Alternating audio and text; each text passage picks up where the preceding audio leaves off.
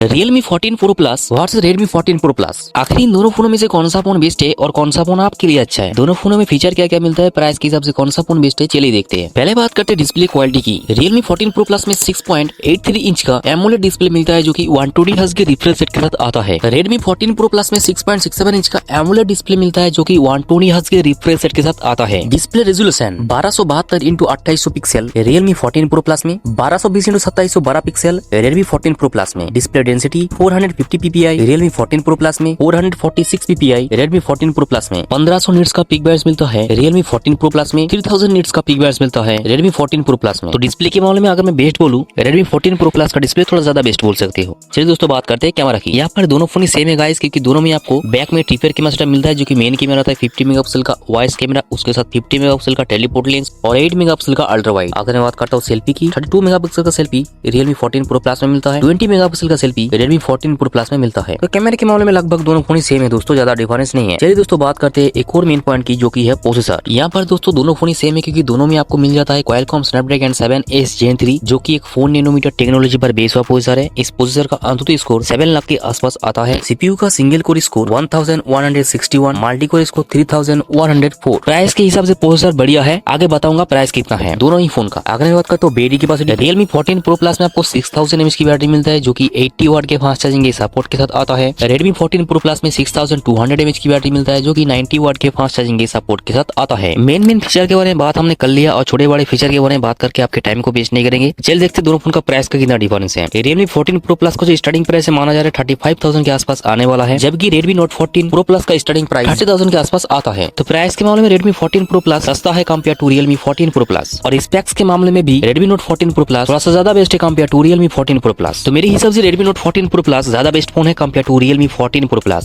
वैसे आपके हिसाब से कौन सा फोन बेस्ट है हमें कमेंट करके बता सकते हैं, और अगर आप यहाँ तक वीडियो को देख रहे हो तो एक लाइक कर देना जरूर से। इस तरीके की और भी इंटरेस्टिंग वीडियो देखने के लिए सब्सक्राइब कर देना। चलिए दोस्तों मैं मिलता हूं आपसे एक और धमाकेदार वीडियो के साथ, तब तक के लिए बाय बाय।